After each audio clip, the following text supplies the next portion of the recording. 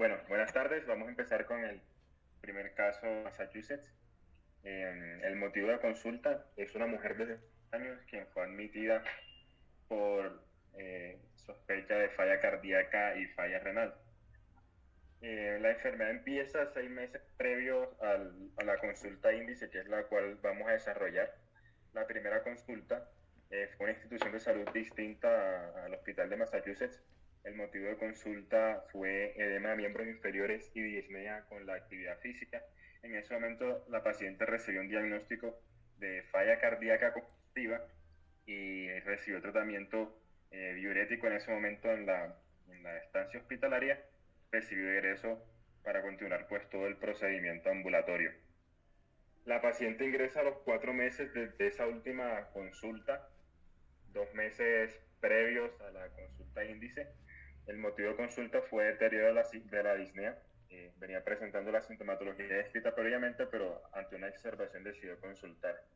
Esa vez la admiten a la institución y pues lo que describen es lo siguiente. Describen un electrocardiograma con una inversión de la onda T en la derivada de 1 y ABL. De los paraclínicos que empiezan a reportar en este orden: boom de 38, una creatinina de 1.9 para una tasa de filtración glomerular de 27 mililitros por minuto. Uroanálisis, proteínas de 30 a 100 miligramos por decilitro y un cultivo que realizaron con estreptococo del grupo B. El resto de exámenes de hemograma, perfil de coagulación, gases arteriales, glucosa, bilirrubinas y perfil hepático fueron normales. La radiografía de tórax, a pesar de la sospecha de falla cardíaca y todo lo que se había escrito, fue normal. Ataque de tórax sugestivos con edema pulmonar. En esa consulta consideran también un posible diagnóstico de tromboembolismo pulmonar, por lo que realizan un angiotac y estudio de trombosis venosas sin encontrar ni hallazgo de TEP ni de trombosis venosa profunda. El ultrasonido renal, ante la evidencia de elevación de la creatinina, fue normal y recibió tratamiento diurético y egreso nuevamente. La paciente continúa su manejo ambulatorio y consulta 5 días previos a la admisión. Cuando hablamos de admisión, como para aclararlo un poco, se habla de la hospitalización. Digamos que estos 5 días que estuvo ahí fue entre el trámite del servicio de urgencias y de emergencias.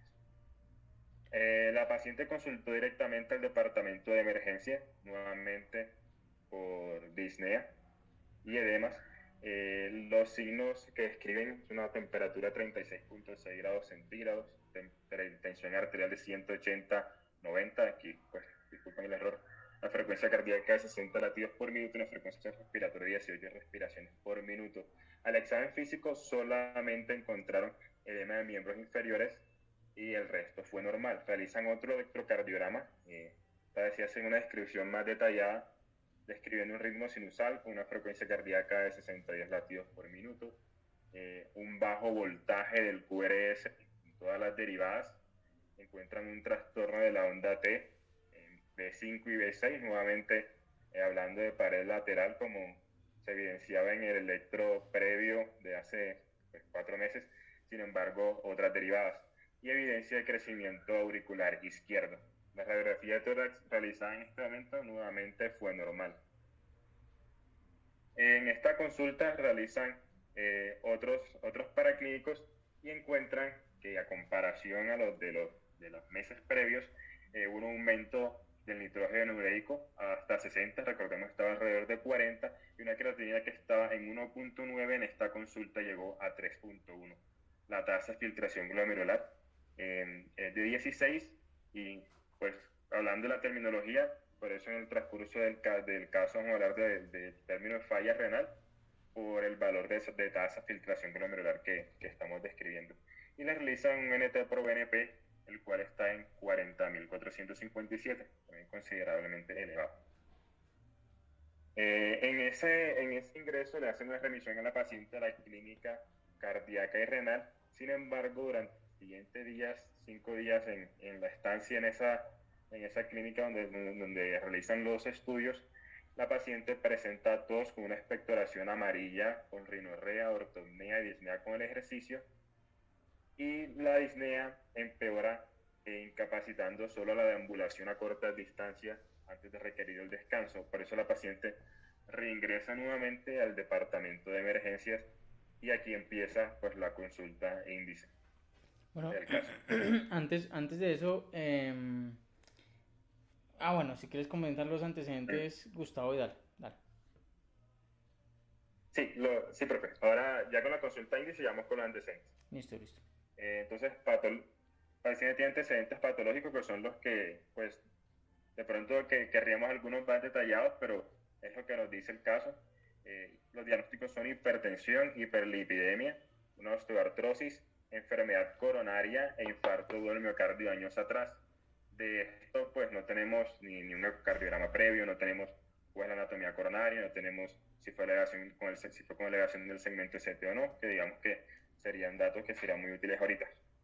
El manejo farmacológico que venía recibiendo, furosemida, ezetimibe, atenolol, pravastatina, valsartán y asa. Antecedentes tóxicos, la paciente no fumaba, no consumía alcohol ni drogas ilícitas.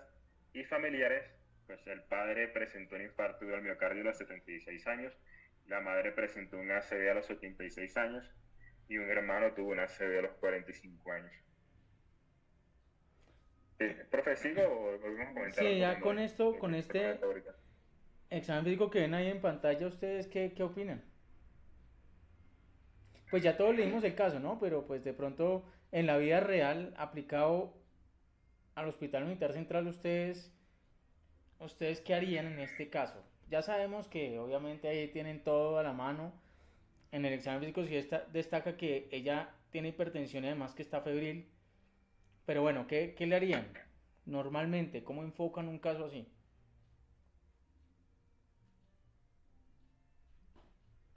No sé si soy solo yo. Yo también lo escucho entrecortado. Bueno, nuevamente, ¿cómo lo enfocarían? Pues, profe, yo creo que ahí lo primero, eh, pues, sería empezar el estudio, pues, pensando como en un contexto ya más real y sin tener en cuenta pues, lo del caso. Lo primero ahí sería hacer el enfoque como del síndrome edematoso otra vez, dado que la paciente ha persistido con los edemas, a pesar de haber ya reconsultado varias veces y que aparentemente se le ha dado un adecuado manejo considerando como principal diagnóstico una falla cardíaca. Entonces yo no me parece descabellado hacer un reenfoque otra vez de la parte del síndrome edematoso y adicionalmente pues en esta ocasión que lo nuevo es los picos febriles. Sería pues iniciar ya uno solicitar para clínicos en busca de un foco infeccioso que dado las múltiples hospitalizaciones de la paciente podría ser pues tanto una bacteremia o pues una infección a nivel respiratorio. ¿Alguien más de pronto? ¿Opina algo más? Pero sí. Vean, esta paciente... Sí, Dime, Lady, dale. no, que iba a decir que estoy de acuerdo con Santiago de que pues uno podría pensar, sí, como tiene un síndrome hematoso, probablemente una falla cardíaca, y que ahorita está más descompensada porque un episodio infeccioso le está desencadenando pues una descompensación de esa falla cardíaca y adicionalmente puede ser como también la causa del deterioro de la función renal que tiene. Sí, miren, yo creo que esta paciente tiene demasiados, afortunadamente, ¿no? Tiene muchas cosas donde uno puede comenzar un enfoque. Lo primero es este síndrome febril, aunque no es el motivo de consulta puntualmente. Si tiene tos estertores, lo primero que uno debe hacer es buscar, como dice Santiago, un foco infeccioso más a nivel respiratorio, ¿cierto? Obviamente más adelante seguramente lo descartaron, pero hay que buscarle un foco infeccioso porque eso inmediatamente sí puede matar a alguien. Entonces, las imágenes del tórax, lo que ustedes quieran hacerle, pues sí hay que hacerlo y buscar otros focos menos probables, porque es que vean que ella en los exámenes físicos previos no reportaban ningún soplo y ahorita sí hay un soplo que es sistólico. Ellos no mencionan si es eyectivo o si es regurgitante, no recuerdo que lo hagan, pero vean que es parasternal izquierdo y se no lo radia la dice. axila. Y en el escenario de alguien con fiebre y un foco que parece más bien sistólico mitral, o sea, de regurgitación, uno debería también plantearse la posibilidad de una endocarditis, sobre todo en una paciente que sigue haciendo fiebre y que no hemos encontrado nada en consultas previas. Lo cierto es que tiene dos síndromes que sí son muy claros, aparte de buscar el foco infeccioso, que creo que no es ahorita lo de destacar en este caso, sino la combinación de un cuadro clínico de una falla cardíaca.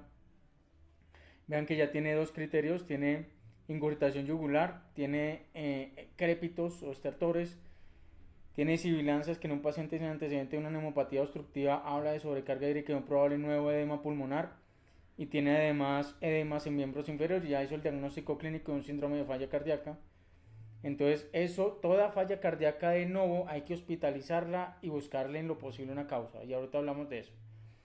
Y por otro lado tiene un síndrome renal, ¿listo? Acuérdense que es o síndrome nefrítico, o síndrome nefrótico, o glomerulonefritis rápidamente progresiva, o algún tipo de lesión renal aguda inespecífica. Ella en este caso tiene probablemente un cuadro de lesión renal aguda, creatinina que pasó de 1,9 a 3,1 en más de 3 meses, y que nunca nos muestran, pero más adelante sí nos dicen que el parcial de orina tiene proteinuria. Eso no gusta, definitivamente tiene una lesión renal aguda. Los síndromes cardiorrenales, no renocardíacos, sino cardiorrenales, rara vez hacen proteinuria, y la paciente no tiene tampoco diabetes mellitus, ni tiene una infección urinaria, que son causas demasiado frecuentes de una nefropatía crónica con proteinuria, ¿cierto? Entonces, hay un cuadro de una lesión renal aguda que todavía no nos queda muy claro la causa. No podría decir que mira, que sí, que es una falla cardíaca agudizada, que es un síndrome cardiorrenal tipo 1, pero mira que la relación BUN-creatinina está menor a 20, que tiene proteinuria, y que eso tenemos que aclararlo antes de rotularlo con un síndrome de falla cardíaca. Entonces, volviendo a la falla cardíaca, tendríamos que pedirle pues nuestro electrocardiograma, que activó nuestras alarmas. Eso sí me gustaría que fuera el mensaje que se lleven a casa el día de hoy. Paciente mayor de 65 años con una clínica o antecedentes que a ustedes les den para hipertrofia, no importa si los tiene o no, pero que tenga hipertrofia del ventrículo izquierdo y voltajes bajos en el electrocardiograma, o cualquier abuelito de más de 65 años de edad con bajos voltajes, es una amiloidosis cardíaca o un derrame pericárdico, hasta que ustedes demuestren lo contrario. Bueno, más adelante, obviamente, ya todos sabiendo, Ya leyendo eso el lo caso, tengo, profe, pues también en la tabla. eso. Pero ojo, mensaje para llevar a casa: el electrocardiograma en un paciente que tiene bajos voltajes, abuelito, uno dice, este man puede tener una infiltrativa. ¿Sí? Ahorita hablamos un poquito más de eso, pero arranquemos el enfoque diciendo que tanto para descartar una endocarditis como para hacer el enfoque de la falla cardíaca de nuevo, tenemos que hacer el ecocardiograma, porque tenemos que mirar el fenotipo cardíaco. Y para la lesión renal aguda, para no decir que este caso es de cardiología, sino es un caso de medicina interna, si lo primero que tendríamos que hacer con una elevación de azoados es mirar el parcial de orina, y si el New England Journal of Medicine nos quedó viéndolo, pero tenemos que mirar si es prerrenal, renal, por renal. No creemos que sea por renal, habría que hacer una imagen. Prerrenal la relación no le da, no tiene clínica para ello salvo una falla cardíaca, y nos falta mirar la parte renal tan importante, mirar ese sedimento, si tiene cilindros, proteinuria, hematuria. Ahí tengo el Ahorita, sedimento. listo, entonces ahorita ya, pero vean, es importantísimo el parcial de orina en pacientes con lesión renal aguda, de nuevo, así uno crea que la tiene clara, ¿listo? Porque es que aquí yo podría decirles, mira, esta es una paciente con una falla cardíaca por su enfermedad coronaria y tiene un síndrome cardiorrenal. La señora le pone un diurético y se va para la casa con un ecocardiograma pendiente, y miren todo lo que se nos pudo haber pasado. ¿Listo? Siempre lesión renal aguda es igual a parcial de orina y probablemente una imagen renal. ¿Listo? Entonces hasta ahora estamos enfocando a varias cositas, ¿no? El síndrome febril, que nos parece algo respiratorio, nos quedó ahí como dicen por ahí en el tintero. La endocarditis podría ser una infección de urinarios, no tiene síntomas irritativos urinarios y no encontramos algún otro foco infeccioso evidente. La falla cardíaca de nuevo, que hay factores de riesgo para poder explicar, pero que vamos a mirar el fenotipo en el ecocardiograma. Y la lesión renal aguda, que sí no tenemos idea en este momento, o bueno, hay varias causas, pero tendremos que despejarla. Listo, dale, Gustavo. Listo. Profe, y también, pues como para no repetir, Sí. revisando las definiciones, hay un enfoque que le pudimos haber dado y que también sería aceptable el de una glomerulonefritis rápidamente progresiva. Pero es que si miramos la definición de lesión renal aguda, pues es una elevación de la creatinina con los puntos de corte de 0.3, pero en días o semanas, ¿sí?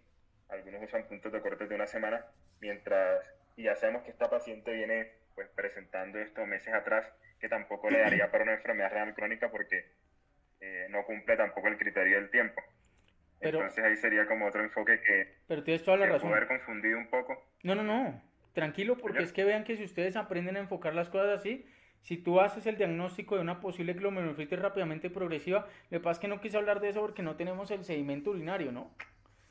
Pero si tú hubieras hecho eso en urgencias, le pegas al diagnóstico, porque dentro del enfoque está hacer la proteinuria 24 horas, pedirle ANCAS, ANAS, pedirle complemento, pedirle de pronto mirar la posibilidad de hacer una biopsia renal y por ahí ya le pegas al diagnóstico final, ¿sí ves?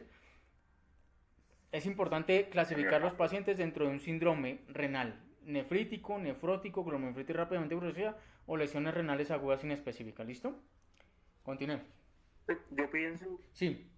Un momento, pues yo pienso en ese punto, cuando uno encuentra una elevación de creatinina en un paciente así, como dice el profe, sí hay que clasificarlo en alguno de los dos grupos, pero en esos donde el tiempo no es tan específico, no le da a uno la oportunidad de dejarlo en un grupo, se debe estar comportando más como una glomerulonefritis rápidamente progresiva, así no cumple el criterio total del tiempo que una enfermedad renal crónica, pues uno no tiene una elevación de creatinina de una enfermedad renal crónica así tan significativa como la que tiene esta señora, y pienso que si uno debería clasificarlo en esos de los dos, debería escoger o la glomerulonefritis rápidamente progresiva o una lesión renal aguda. Insisto que él no cumple también el criterio de tiempo, puede hacerle como un tratamiento como más rápido y un diagnóstico más rápido que solo dejarlo como enfermedad renal crónica. Y para complementar un poquito lo que tú dices, Vega, acuérdense que toda creatinina elevada, si usted no tiene una previa, considérela aguda hasta que demuestre lo contrario. ¿Listo? Ahora, si tú le pides, tú dices, tiene una creatinina en 5 y uno dice, esto es agudo, y le pides una ecografía de unos riñones ahí pequeños, pues ya. Tú dices, no, bueno, ya no parece tan agudo. Pero toda creatinina elevada, como tú lo dices, se considera aguda hasta que se demuestre lo contrario en urgencias. Listo. Entonces continuemos. Bueno, ya habíamos revisado el examen físico, la paciente estaba hipertensa, estaba saturando bien oxígeno ambiente, la frecuencia cardíaca y respiratoria no estaban alteradas, estaba febril, destaca una ingurgitación yugular a 11 centímetros sobre la aurícula derecha, el soplo sistólico que ya el profe nos describió y un edema de miembros inferiores catalogado en un grado. Realizan un electrocardiograma en el cual detecta nuevamente bajo voltaje, cambios inespecíficos de la onda T u hallazgos sugestivos de crecimiento auricular izquierdo. Aquí no especifican dónde eran, pero recordemos que todos los previos eran en la pared lateral y lateral alta. La radiografía de tórax nuevamente fue normal. Ahí sí pues nos llama la atención que llevamos 3 radiografías sin que nos diga cardiomegalia, a pesar de que no tengamos ecocardiograma. Estos fueron unos exámenes que resultaron normales, no nos dan los valores, pero para saber, ácido, electrolitos, glucosa, calcio, fósforo, magnesio, proteínas, albúmina, globulina, bilirrubina, aminotransferasa, hierro, ferritina, y solicitaron VIH, toxinas y pruebas serológicas. También las pruebas de hepatitis todas resultaron negativas. Hicieron el perfil inmunológico, pidieron todos estos anticuerpos, los cuales todos están negativos. El patrón de elevación de ANAS no cumple el criterio para estar positivos. Tampoco pensaríamos en lupus un diagnóstico ahorita. Hacen un cultivo de esputo ante la sintomatología respiratoria que describimos. Recordemos que la paciente presentó una expectoración amarillenta asociada al pico febril y es por lo que nuevamente ingresa al servicio de urgencias. El cultivo de esputo reporta flora respiratoria normal, no especifica, y hacen un panel viral respiratorio negativo. Y aquí nos reportan el uroanálisis con el sedimento. Un uroanálisis que se reporta como amarillo claro, con densidad de 1.012, un pH de 6.5, sangre oculta presente en 2 cruces, albúmina 3 cruces, eritrocitos 20-50 células por campo. En el transcurso del caso nunca nos ofrecen la morfología eritrocitaria, pero recordemos que es muy importante tener al menos 40% de eritrocito dismórfico o 7% acantocitos para decir que es glomerular, que será muy importante tener el dato. Células escamosas escasas que nos indican que no está contaminado, y cilindros hialinos 10 a 20 por campo de alto poder. Entonces este hallazgo de cilindros es muy importante, aunque recordemos que los cilindros hialinos, entre todos los cilindros, son los más benignos, incluso pueden estar presentes en las personas normales, sanas, perdón, y pues también está presente en enfermedades renales prerrenales y también como hallazgo específico con otros tipos de compromiso renal. Intervención: se le hizo una admisión hospitalaria de la paciente, ahí no especifican con qué diagnóstico se hospitalizó, pero podemos considerar que ellos también consideraron el foco respiratorio, como estábamos hablando ahorita, iniciaron tratamiento con levofloxacina, y ante el diagnóstico de falla cardíaca iniciaron tratamiento con furosemida. Entonces, en el día primero de estancia, pues la paciente evoluciona con un adecuado manejo, pasa a tener temperatura normal, pero persiguiendo con los crépitos pulmonares. Ellos realizan un ataque de tórax en la cual se evidencia una telectasia de la língula, de unas opacidades en vidrio esmerilado parqueadas en el lóbulo superior derecho, un engrosamiento interlobulillar septal. Recordemos que estos dos hallazgos de opacidad en vidrio esmerilado y el engrosamiento interlobulillar es el que constituye el patrón de vidrio esmerilado, aunque eso no lo especifican en el cuadro. Engrosamiento difuso en las paredes bronquiales, y hacen la interpretación de características consistentes con edema pulmonar o neumonía típica. Aquí es muy complicado porque tenía sintomatología y hallazgos clínicos de neumonía, pero también teníamos el antecedente de la clínica de la falla cardíaca. La arteria pulmonar la encuentran ligeramente agrandada, hay múltiples ganglios subcentimétricos en el mediastino, como otro hallazgo importante, encuentran osteopenia difusa.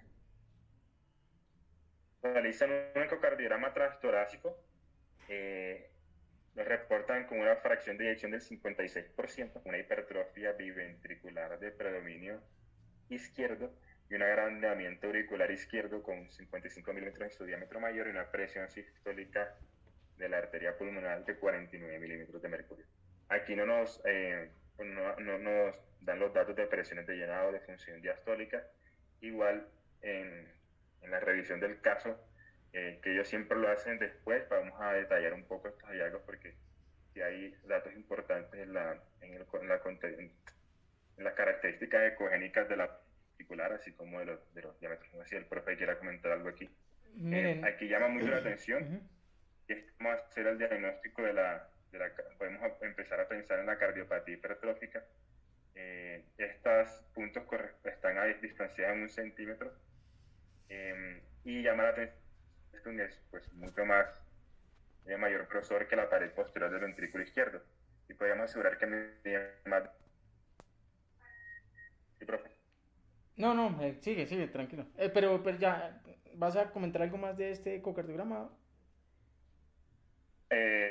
Ahorita con la interpretación que hacen los doctores en el Listo, en el caso entonces clínico, ponle cuidado siempre que tengan la interpretación que hacen con esto. Sí.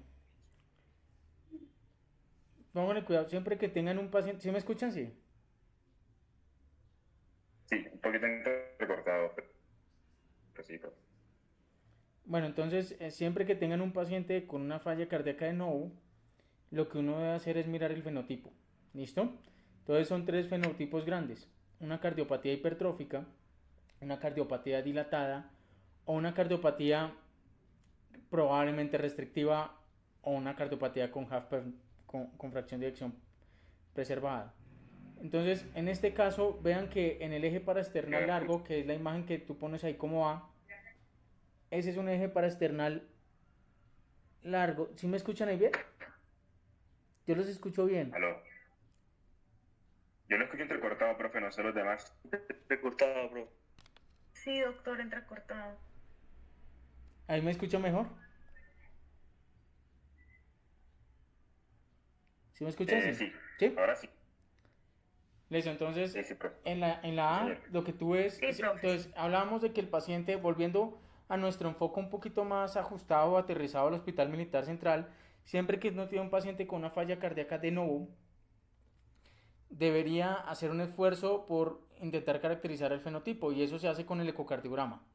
Porque si es una cardiopatía dilatada o hipertrófica o digamos de septum no severamente hipertrófico, no severamente engrosados, como uno lo debería decir, pues obviamente cambia un poquito la posibilidad o las causas, ¿sí?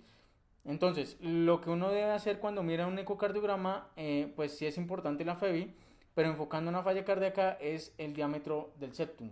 Bueno, porque aunque normalmente debería ir hasta 1 centímetro, si ustedes encuentran un septum que mide más de 15 milímetros o una pared posterior que es lo que ustedes ven ahí como LV-PW mayor a 13 milímetros, esa hace un eje parasternal largo.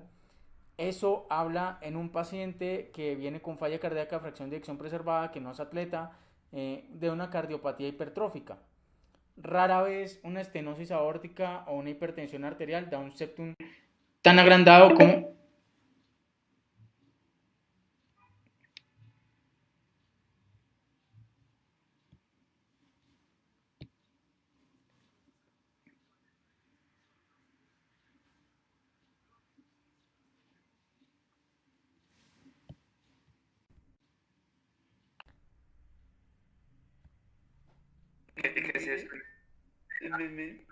Se desconectó. No, aquí está, pero tiene el micrófono apagado.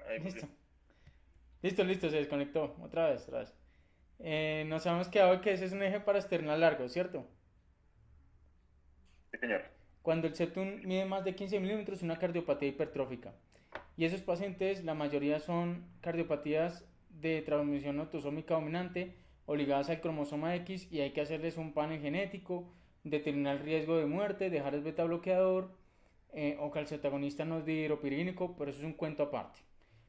La otra es que sea una cardiopatía dilatada. De las causas más frecuentes es la cardiopatía isquémica, sí, pero hay aproximadamente unas 30 o 40 causas que uno tiene que comenzar a buscar. Por ejemplo, una taquicardiomepatía, una cardiopatía por Chagas, una enfermedad, por ejemplo, una cardiopatía por alcohol, algunas cardiotoxicidades, una cardiomepatía por burnout, bueno.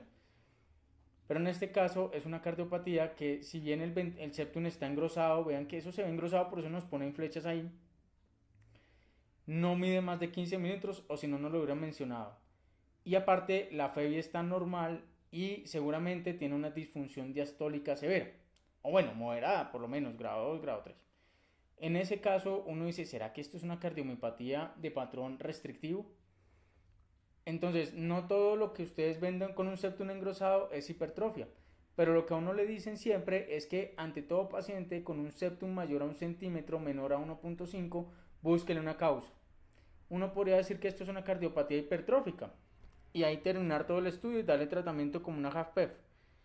Pero recuerden que es un paciente de 65 años de edad y que a pesar de esa hipertrofia del ventrículo izquierdo tan macha, nos activó ya alarmas hace mucho, mostrándonos un electrocardiograma con voltajes bajos.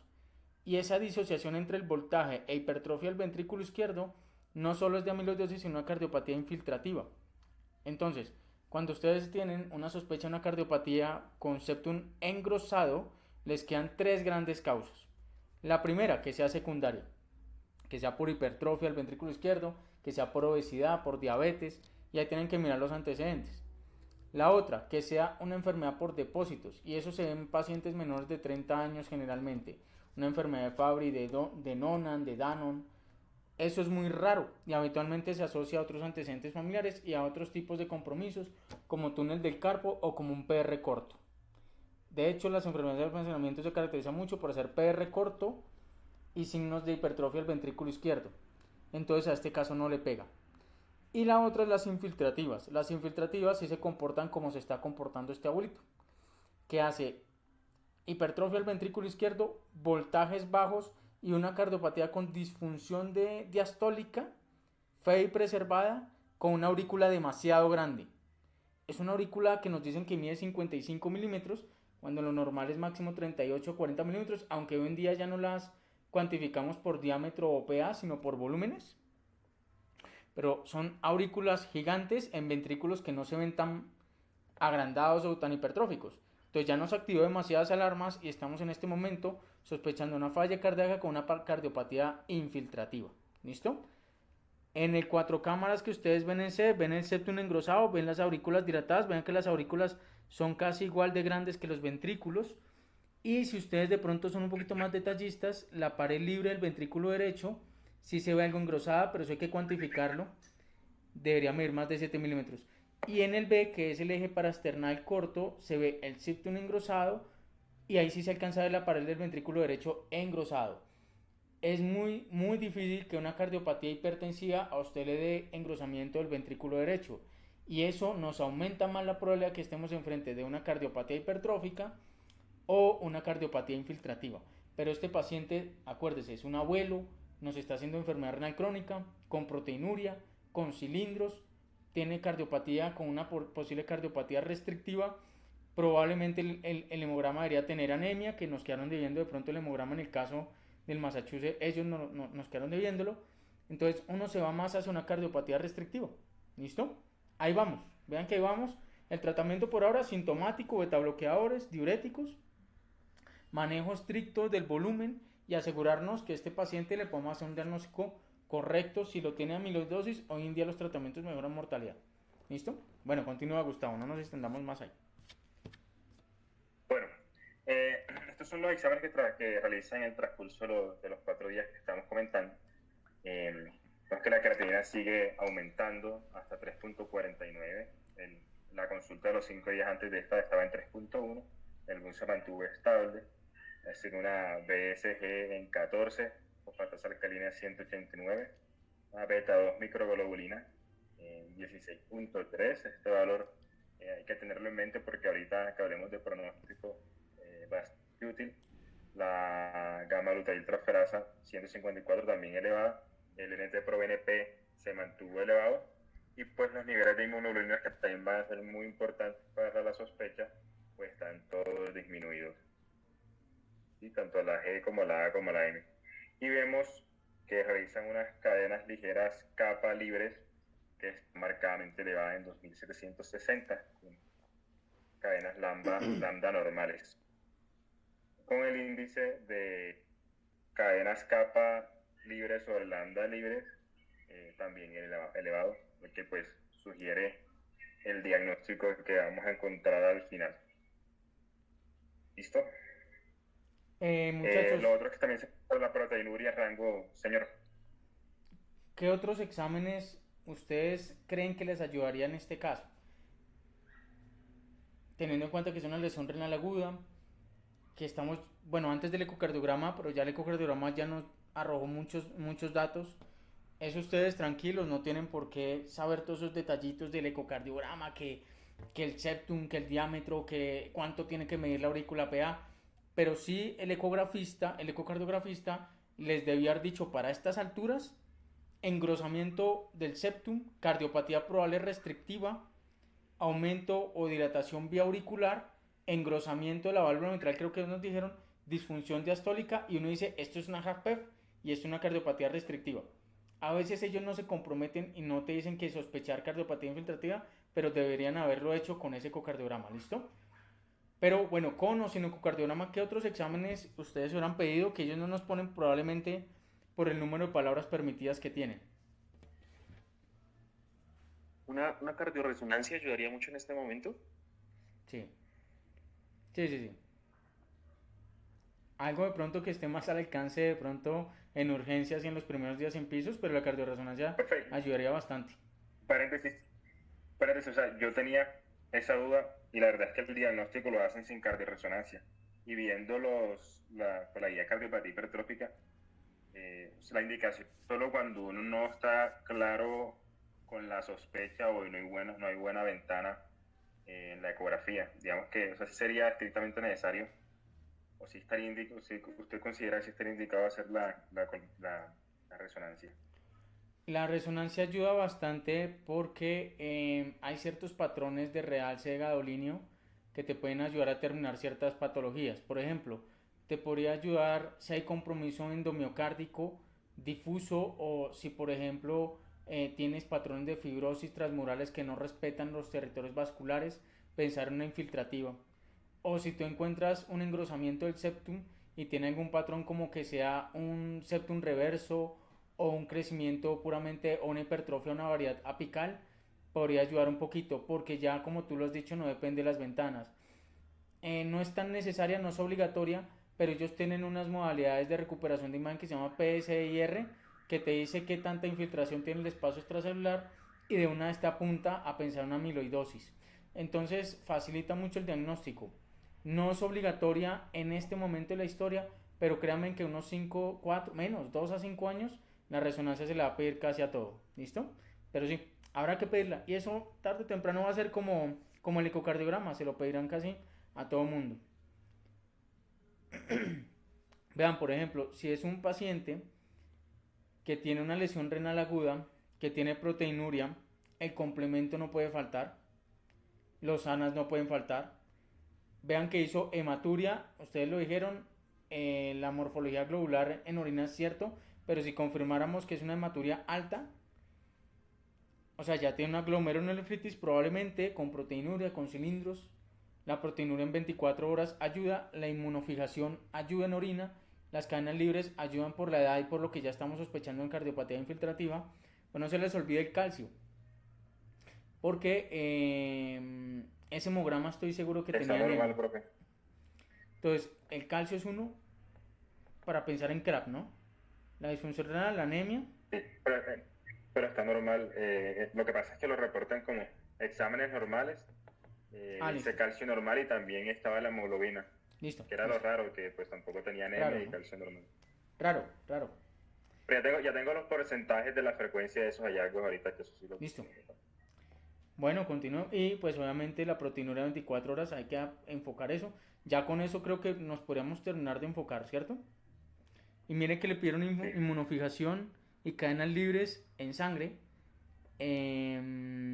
Ahorita me Sí, imagino ya Gustavo nos hablará. también tengo, profe, la gráfica y ahí sí vamos a hacer para Sí. interpretarla. Lo cierto es que eso cuánto se demora normalmente, como 8 días, 5 a 8 días, las cadenas libres, Hospital ligeras. como 8 días. Entonces, mientras tanto, tenemos que pegarnos de lo que tenemos, ¿no? Si ustedes tienen este paciente con una infiltrativa, con proteinuria, con una lesión renal, y por ejemplo ahí está la sospecha del mieloma, la serie de huesos largos ayuda un poquito, ¿no? Pero bueno, continuemos. La proteinura pues la describen en rango nefrótico, profe. Listo. Entonces, aquí como estamos hablando de las cadenas, recordemos que estas son las cadenas ligeras y estas son las cadenas pesadas, las que componen la que compone la inmunoglobulina. Y pues tenemos dos tipos de cadenas ligeras que son las kappa y las lambda, y tenemos varios tipos de cadenas pesadas, que están la G, la M, la D, la E y la A.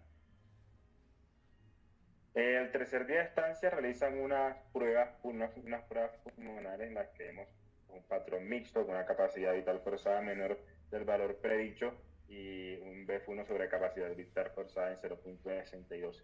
Se realiza un ultrasonido renal otra vez, que también es normal. A serie de radiografías de huesos largos.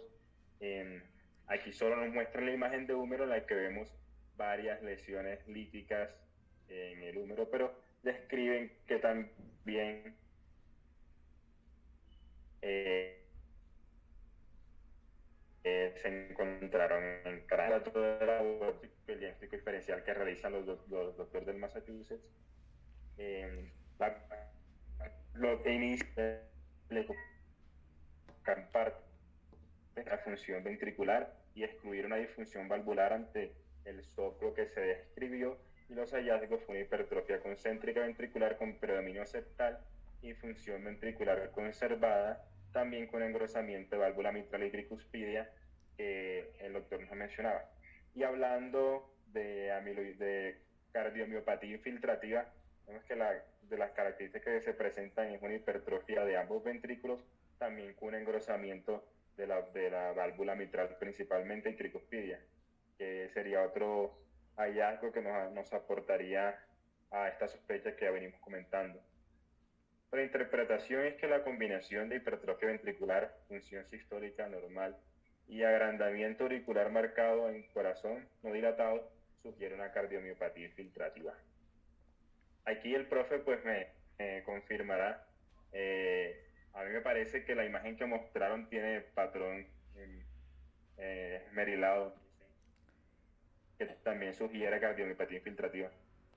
Sí, no, lo que pasa es que antes se pensaba que el patrón en Speckle o en esmerilado o en empedrado era muy sugestivo de cardiopatía infiltrativa tipo amiloidosis, pero ya las últimas guías dicen que no confiemos en esos hallazgos, y ya lo sacan como de una de las cosas que nos debería prender las alarmas. Pero yo también le vi algo de empedrado, ellos dicen que no, probablemente no lo tenía, la verdad. Esta tabla la traje para las medidas, pero ya eso lo discutimos con ustedes, eso lo voy a pasar. Y lo otro es para el diagnóstico de cardiopatía hipertrófica. Entonces, presencia de incremento del grosor de la pared del ventrículo izquierdo, que no es explicada solamente por condiciones normales de carga, y eso lo discutimos. Entonces, los criterios son grosor mayor de 15 milímetros en uno o más de los segmentos miocárdicos del ventrículo izquierdo, aunque si hay un trastorno genético que ya detectamos o no genético confirmado, como la sospecha que tenemos, y la paciente no tiene los 15 milímetros de grosor, pues con el punto de corte entre 13 y 14 también cumpliría el diagnóstico, que era lo que usted nos mencionaba ahorita hablando del grosor del septum. Y también hablábamos de cuando tenemos una cardiopatía hipertrófica, cuáles son las causas más frecuentes. La mayoría, 40-60%, son mutaciones genéticas de las proteínas sarcoméricas, que están todas estas. Hay un 25-30% que no se conoce, pero el 5-10%, pues ahí es donde vamos a buscar estas posibles causas, si es inducida por fármacos, si es amiloidosis, si es síndrome de malformación, si es enfermedad mitocondrial, o si es errores del metabolismo innatos que nos llevan a enfermedades de depósitos, como la enfermedad de Fabry, Pompe, Danon.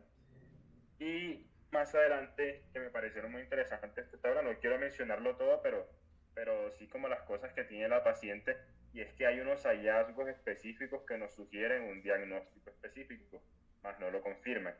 Entonces, en el examen físico y los síntomas, la verdad es que la paciente, no sé si de pronto con otra revisión por el sistema sí los tuvo, pero no los menciona, hallazgos como parestesias nos pueden sugerir amiloidosis, enfermedad de Fabry, y así pues vamos sospechando ciertos diagnósticos de acuerdo a las manifestaciones clínicas. Pero sí es importante los hallazgos electrocardiográficos.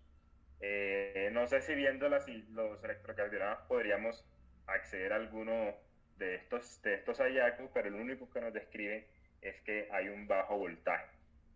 Entonces, ¿cuál es el criterio? Tener un bajo voltaje o tener voltajes normales a pesar del incremento en la pared del ventrículo izquierdo. La paciente tenía un voltaje bajo a pesar de tener el aumento del grosor de la pared. Recordemos la definición de voltaje bajo, menor de 10 milímetros en las derivadas precordiales y menor de 10 milímetros de derivadas precordiales y menor de 5 en las derivadas de las extremidades.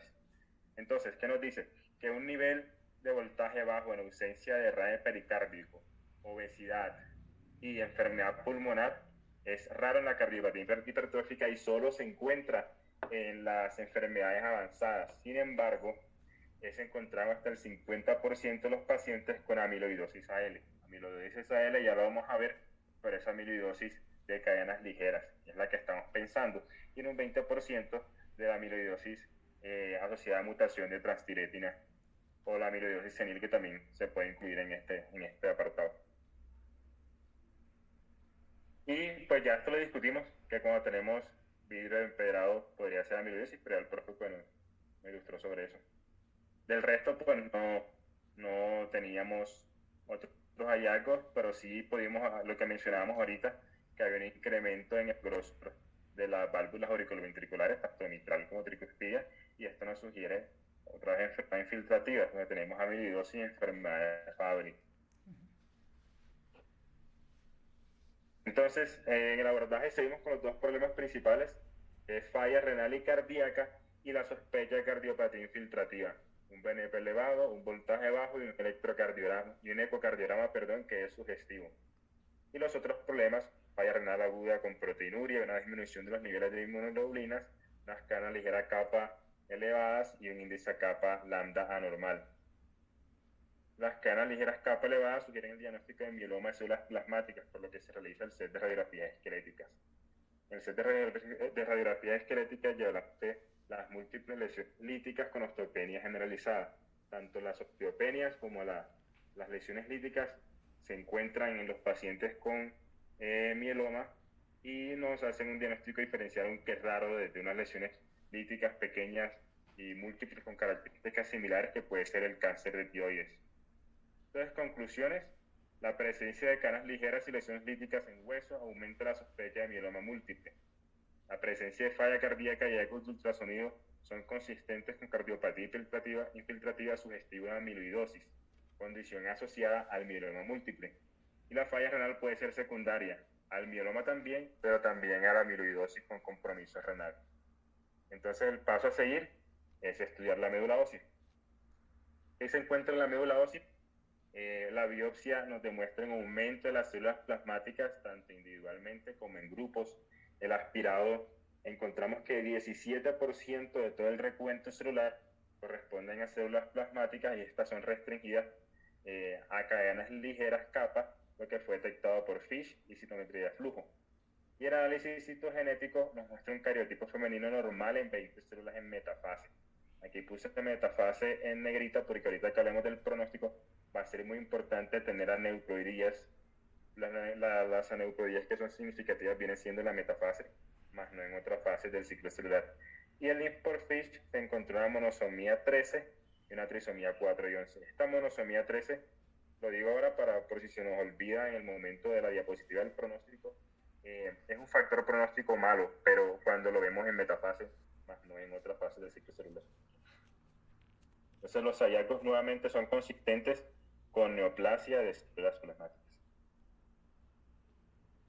Entonces, cuando hablamos de una neoplasia de células plasmáticas, vamos a tener ciertos términos en los que podríamos incluir la enfermedad de este paciente. Podemos hablar de gamapatía monoclonal, de neoplasia de células plasmáticas, pero tenemos todas estas patologías incluidas.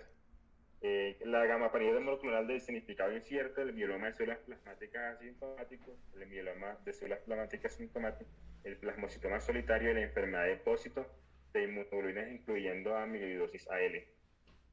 Entonces, es muy importante porque hacer la diferenciación no es tan sencillo, porque no solo se hace con patología, sino que requiere de un conjunto de hallazgos clínicos, de hallazgos radiológicos y laboratorios para poder asignar a este paciente a un grupo específico.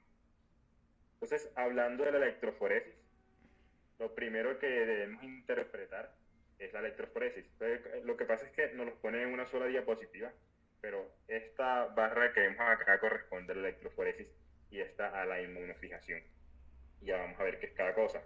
La electroforesis, lo que vemos aquí, esta marca en la electroforesis viene siendo la de la albúmina, y lo que nos están señalando acá es que ven un aumento en la zona gamma, por lo que proceden a realizar una inmunofijación. La electroforesis solo nos muestra que esto está aumentado, pero no nos dice qué componentes de las proteínas que se separan en este punto serían los que están aumentados. Entonces, ¿qué es lo que hacen? Ellos utilizan anticuerpos que van dirigidos ante las fracciones de la inmunoglobulina, de las fracciones de las cadenas. Un anticuerpo contra G, uno contra A, uno contra M, y otros anticuerpos contra las cadenas ligeras lambda y kappa. Entonces, aquí vemos nuevamente los valores que ya hemos visto en las imágenes previas, y destaca que hay un aumento en las cadenas kappa ligeras.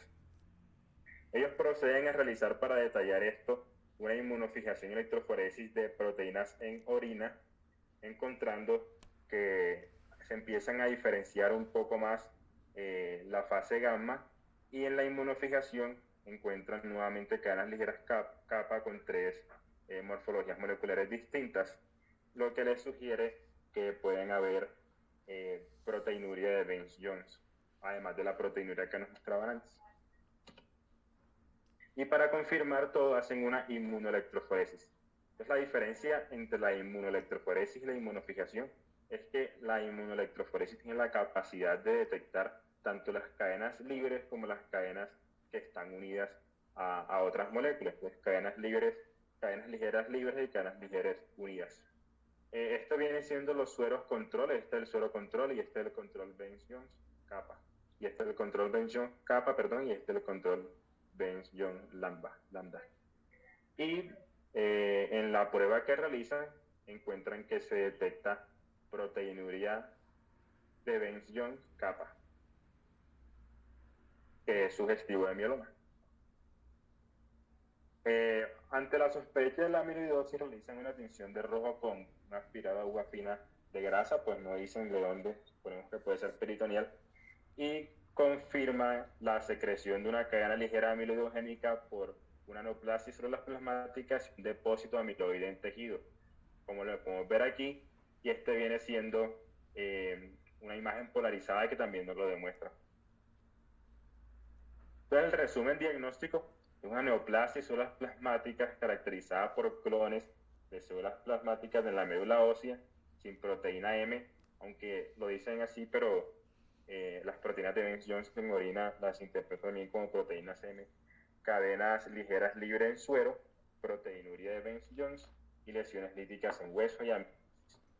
Entonces, la pregunta es la siguiente. Si este paciente tiene mieloma de células plasmáticas o estamos hablando de otro de los diagnósticos de las gammapatías, si tiene amiloidosis o si tiene ambas enfermedades. Entonces, el diagnóstico de mieloma de células múltiples de células plasmáticas es complejo, porque como mencionamos antes, requiere de varias características, tanto la patología que mencionamos como el contexto clínico. Muy importante, antes de pasar al diagnóstico, es hablar de las manifestaciones.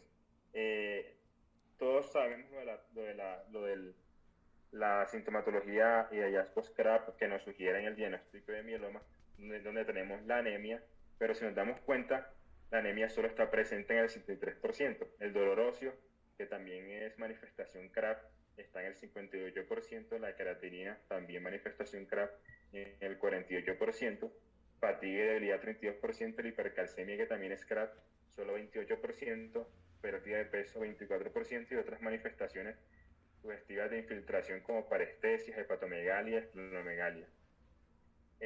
Esto es importante porque pues la mayoría de los pacientes no nos van a presentar con esa clínica completa. Entonces, lo que más pueden presentar es anemia. Este paciente no lo tuvo, pero tampoco es lo más frecuente que presente el resto de manifestaciones que hablábamos ahorita. Y si bien nos puede sugerir este diagnóstico, pues tampoco nos puede hacer dejar de pensar en él solo por no encontrarlo. Y las proteínas totales, aquí le puse el asterisco, es porque pueden estar altas o normales. Pueden estar normales porque recordemos que estos pacientes caracterizan también por el compromiso renal y por la pérdida de proteínas. El compromiso óseo en mieloma, que me parece un punto importante a dedicarle una diapositiva porque se sospechó en parte el diagnóstico por la realización de las radiografías. Sin embargo, no es lo más frecuente. La frecuencia de estos hallazgos depende del método de imagen. Ellos realizaron un set de radiografías, sin embargo, este set de radiografías no es la imagen de elección. Se prefieren cortes axiales, ya sea de resonancia, de tomografía axial computarizada y de PET scan. Llama la atención que en la tomografía tórax que les realizaron y el angioTAC que se les realiza, pues no detectaron estas lesiones, y sí en la radiografía, siendo unos exámenes un poco más sensibles para detectar estas lesiones líticas. Las lesiones líticas focales se encuentran solo en el 60% de los casos y en un 20% se encuentra osteoporosis y fracturas por compresión. Y los sitios más frecuentes en los que podemos encontrarlas, y es por lo que es importante dedicar las radiografías a estos sitios, vienen siendo los cuerpos vertebrales, el cráneo, caja torácica, pelvis, húmero proximal y fémur. Cuando se hace este tamizaje por tomografía, se habla de una tomografía axial computarizada total de todo el cuerpo a baja dosis. Se hacen unos cortes más amplios. ¿Y cómo se hace el diagnóstico de mieloma para saber si este paciente tiene o no mieloma de células plasmáticas? Pues los criterios son a este grupo de trabajo de mieloma y a la OMS. Y depende de dos grupos de pacientes.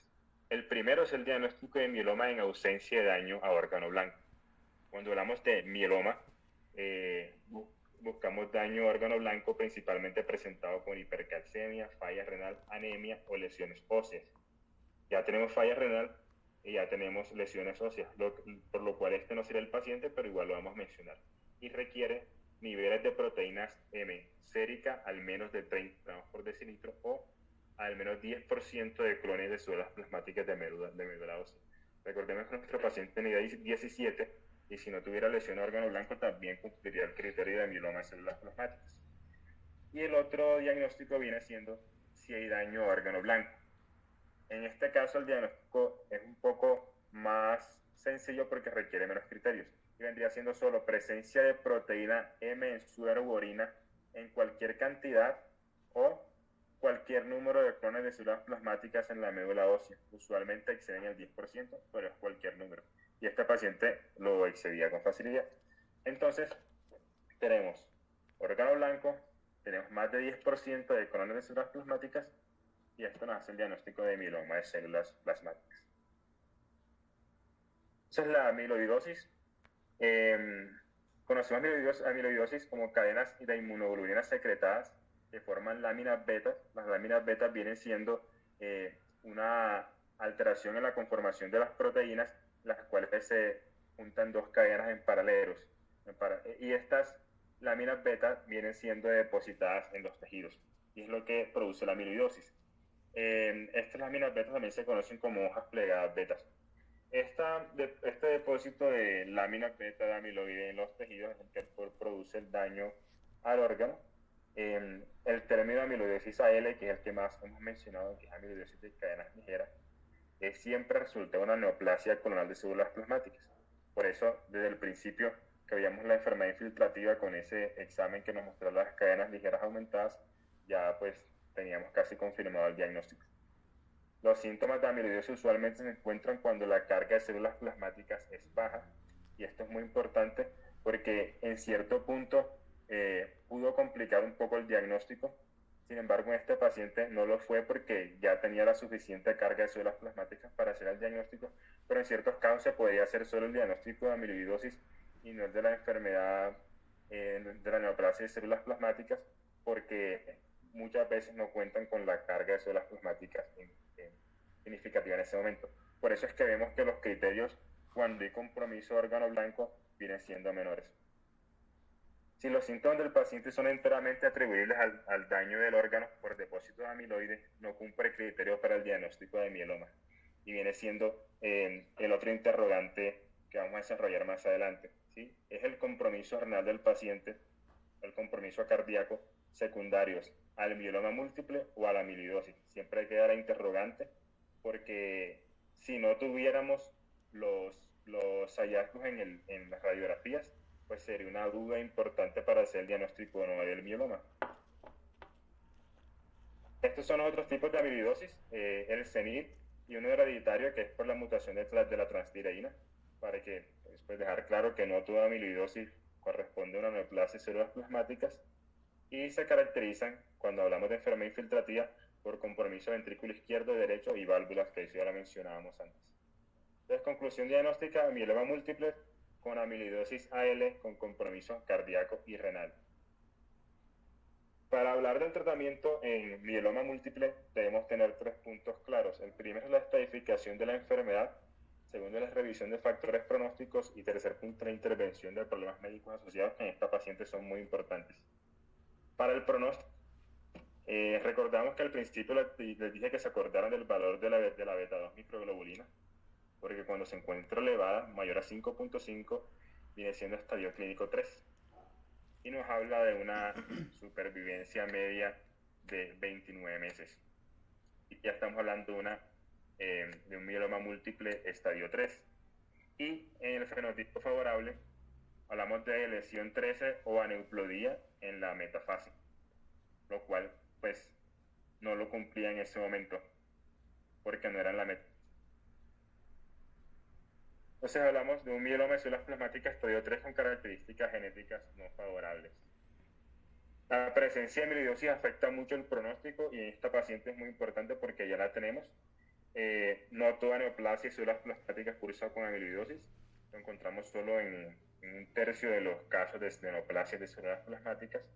Y es muy importante conocer en qué proporción se afectan los órganos en esta enfermedad. De lo menos frecuente es el compromiso del tejido blando en un 3%, seguido por el sistema nervioso central con neuropatía periférica autonómica 5%.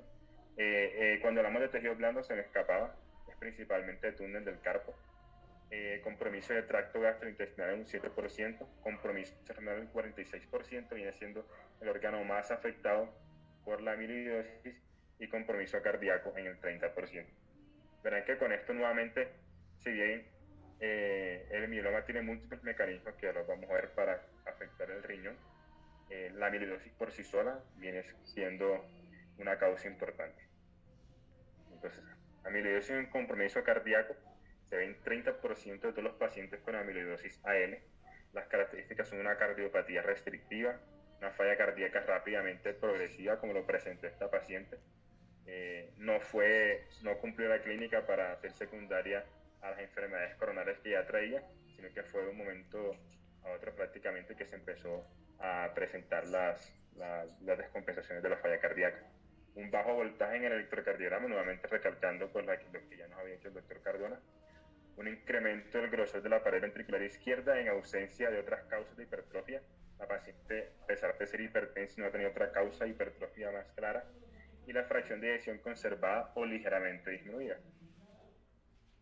En cuanto a las manifestaciones renales del mieloma de células plasmáticas, la presencia de la falla renal es rápida relativamente y se presenta en el transcurso de 6 meses, como sucedió en este caso, que ella consultó exactamente 6 meses antes de este ingreso, una proteinuria en rango nefrótico que la cumplía y un deterioro en semanas antes a la admisión, que fue lo que presentó la paciente. Entonces, ante todos estos hallazgos se considera que la falla renal es más probablemente una complicación del mieloma múltiple, más no de la amiloidosis. Cuando un mieloma múltiple afecta el riñón, tiene todos estos mecanismos. La disfunción tubular proximal y distal debido a la lesión celular por filtración de cadenas ligeras. En la disfunción tubular proximal podemos incluir también el síndrome de Fanconi, una nefropatía por cilindros de mieloma. Se ven el 40 al 60% de los casos, una sospecha muy importante, viendo que la paciente tenía cilindros en el sedimento. Sin embargo, recordemos que es lo que me desanima un poco esta sospecha, es que eran cilindros hialinos. La enfermedad de depósito de cadenas ligeras o pesadas, o cadenas ligeras por sí solas, también por sí solas pueden causar compromiso renal. La enfermedad por crioglobulinas, la infiltración intersticial de las células plasmáticas y la glomerulonefritis proliferativa, aunque es raro, o nefritis intersticial. Entonces la pregunta es si es el compromiso secundario a la formación de cilindros. Si bien es la causa más común, los mayores distractores es que usualmente los pacientes que hacen nefropatía por cilindros no cursan con una nefropatía en rango nefrótico como si lo cursó la paciente. Sin embargo, había cilindros en la orina del paciente. Esto solo quiero, no para mostrar todas las tablas, sino para referir a lo que lo había comentado, que los cilindros hialinos pueden ser encontrados en sujetos normales y en enfermedades inespecíficas, y principalmente en esta tabla que es un poco más actualizada, nos lo describen solo en azoemia prerenal. En el resto de síndromes de nefropatía no nos mencionan los cilindros hialinos. Una cosa es tener cilindros granulares, otra cosa es tener cilindros leucocitarios, pero hialinos no hacen parte de la presentación de los otros síndromes de lesión renal. Sin embargo, la sospecha de ellos es que sea una lesión renal por amiloidosis complicada por una lesión renal por cilindros. La amiloidosis en la paciente también puede afectar el riñón. El 30% de los pacientes con amiloidosis cursan con compromiso renal. Un 20% tienen la creatinina mayor de 2 miligramos por decilitro y solo un 5% requieren diálisis. Se considera amiloidosis renal complicada con nefropatía por cilindros de mieloma. El tratamiento del compromiso renal en mieloma de las cadenas ligeras libres dependen del balance entre la producción y aclaramiento renal, y las dos cosas las podemos controlar. Si hablamos de producción de cadenas ligeras, el compromiso renal en el mieloma múltiple se trata con quimioterapia alta dosis, principalmente para controlar la producción. Se han descrito también tratamientos con plasmaféresis para retirar ese exceso de proteínas y disminuir la cantidad de cadenas ligeras, y mejorar el aclaramiento renal se hace pues preveniendo el uso de nefrotóxicos, aumentando la hidratación y en ciertos casos se requiere el soporte dialítico hasta que responda a la enfermedad. Las cadenas ligeras son metabolizadas por el epitelio tubular proximal y no aparecen en la orina bajo condiciones normales, pero como estamos hablando del túbulo, hablamos de un sistema que es saturable y pues se satura en estos casos y las libera. Las intervenciones: suprimir la producción de cadenas ligeras, remover el exceso de proteínas, que es lo que a la hora de la plasmaféresis, que la verdad no tiene mucha evidencia, no se está recomendando en todos los casos, optimizar la perfusión renal, prevenir la concentración de la orina, y es principalmente importante tratar una de las complicaciones que asocian a peores pronósticos en el mieloma, que es la hipercalcemia y las infecciones, y evitar exposición a nefrotóxicos. Hemodiálisis fue uno de los tratamientos que se le realizó a la paciente, dado que tenía la función renal disminuida con una tasa de filtración en 16 y tenía una sobrecarga hídrica que había sido difícil el manejo asociada a uremia. Con esta intervención la paciente tuvo una mejoría rápida de la disnea y el edema y no requirió uso de plasmaféresis. El tratamiento médico instaurado se inició bortezomib y dexametasona 2 veces por semana. El bortezomib es un inhibidor del proteasoma y es uno de los hitos en el mieloma múltiple porque ha mejorado significativamente el pronóstico de los pacientes. La evolución del cuadro tuvo que hacer cambio de la dosis 1 vez por semana porque la paciente presentó una neuropatía periférica grado 2, pero posterior a esto no describieron más esta complicación. Y la evolución con el tratamiento fue muy favorable. A los 3 meses la paciente ya tiene una tasa de filtración de 10, a los 4 meses entre 10 y 20, y a los 5 meses se logró retirar la diálisis y la paciente continuó desde los 5 meses hasta los 2 años que describen que fue el seguimiento de la paciente sin requerir nuevamente diálisis. Actualmente la paciente tiene una creatinina de 1.9 miligramos por decilitro, una proteína en orina de 200 miligramos por 240 miligramos por día, considerablemente inferior a la que se describió al principio, y unas cadenas kappa en sueros normales. En cuanto a la respuesta hematológica, la paciente completó remisión y se ha mantenido por más de 2 años sin requerir nuevamente la realización de quimioterapia. Y con eso hay un mayor beneficio en quimioterapia de altas dosis y trasplante de órganos. Digamos que se han descrito realizaciones de trasplante cardíaco a los pacientes con amiloidosis con compromiso cardíaco. Sin embargo, esta terapia la están limitando para pacientes que tienen compromiso de un órgano. No lo indicaron porque la paciente tenía compromiso de 2 órganos, pero afortunadamente, a pesar de no haber recibido la quimioterapia de altas dosis, que como les mencionaba, es el manejo del compromiso renal por mieloma y amiloidosis, a pesar de no haber recibido este tratamiento a estas dosis, pues la paciente tuvo una mejoría favorable, con todo el caso de que tenía un estadio 3. Bueno, excelente caso, Gustavo, lo presentaste muy bien. Me parece que el enfoque al final que le diste al caso fue excelente. Hay 3 cositas que quiero mencionar. Lo primero, la importancia del síndrome febril al ingreso. Eso fue una infección, ¿listo? Le pusieron levofloxacina. Yo creo que si tenía de pronto algún grado de neumonía típica, no. Finalmente, pues como que no ahondan más en eso, me imagino por espacio, en esos artículos ellos les dejan un número máximo de letras que pueden poner o palabras, pero lo que sí es cierto es que las deshidrataciones, las hipercalcemias y las infecciones asociadas al mieloma múltiple muchas veces son los que hacen las manifestaciones de novo, o sea, desatan un cuadro de lesión renal aguda, y parece que esta paciente fue con una lesión renal aguda más que un riñón avanzadamente enfermo, pues digámoslo así, y parece que de pronto la creatinina de base de ella era entre 1 y 2. ¿Por qué eso es importante? Porque como tú lo has mencionado, las creatininas en mieloma múltiple que son menores a 1,4, cuando son basales y menores a 1,4, el pronóstico es excelente, es más o menos como de 44 meses. De 1,4 a 2 es de 28 meses y mayor a 2 es de solo 4 meses. Así que esta paciente sobrevivió más de 2 años, probablemente esa creatinina no estaba tan alta. Otro dato importante, la creatinina, la elevación que tuvo en las primeras 48 horas, ¿sí vieron? De 301 a 349. Sí, profe, ahí tuvo la lesión renal aguda. Probablemente esa creatinina se elevó un poquito por el uso de diuréticos. Es algo que uno tiene que esperar, se elevó un poquito debido al uso de diuréticos. ¿Cómo interpretar eso si se está empeorando la función renal o si el paciente está respondiendo a los diuréticos? Con el cuadro clínico, si la paciente se está compensando, si ustedes ven que los signos de sobrecarga van mejorando, eso quiere decir que por más que se le dé esa creatinina, va bien. Pero si el paciente se sigue sobrecargando o no mejora su edema, su síndrome hematoso, y se comienza a elevar la creatinina, no solo hay que pensar que se está deteriorando la función renal, sino que hay que buscar otras causas. Tanto así que los algoritmos hoy en día dicen que por más que se lee la creatinina, si usted ve que va mejorando el paciente y se está descargando, debería continuar la terapia diurética y más bien pensar en otras causas de disfunción renal. Otra cosa de pronto importante, no sé a esta paciente por qué le fue tan bien. Esto es un caso exótico, pero lo cierto es que los pacientes, ella tenía no solo compromiso renal que habla de un pronóstico dependiendo de la creatinina de base, sino que también recuerden y no pierdan de vista que tenía compromiso cardíaco.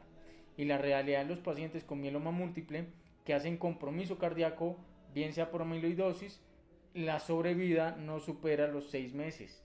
La vida media de estos pacientes es aproximadamente la sobrevida en promedio 6 meses. Esta paciente tenía todos los factores en contra, pero vean, a pesar de ello le trabajaron. La paciente, como dato anecdótico, logró sobrevivir mucho más de 2 años. No es candidata definitivamente a trasplantes. Hoy en día ya sabemos que de pronto la plasmaféresis, aunque los estudios iniciales y pivotales mostraban que de pronto tenían plausibilidad inclusive biológica, les iba relativamente bien porque quitaban todos los anticuerpos o los barrían y disminuían la producción de amiloide.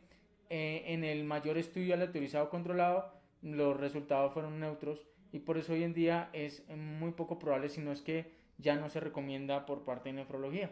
Pero si le arrancan terapia, no solo quimio con bortezomib, con lenalidomide, aunque eso hay más protocolos, y dexametasona para los de bajo riesgo, sino que si el paciente no tiene disfunción renal, no tiene disfunción cardíaca, por lo demás luce bien, es joven, podrían plantearle dejarle dosis altas de melfalán y llevarlo a una terapia de trasplante de células madre, pero ese creo que es un campo más de hematología y hematoncología.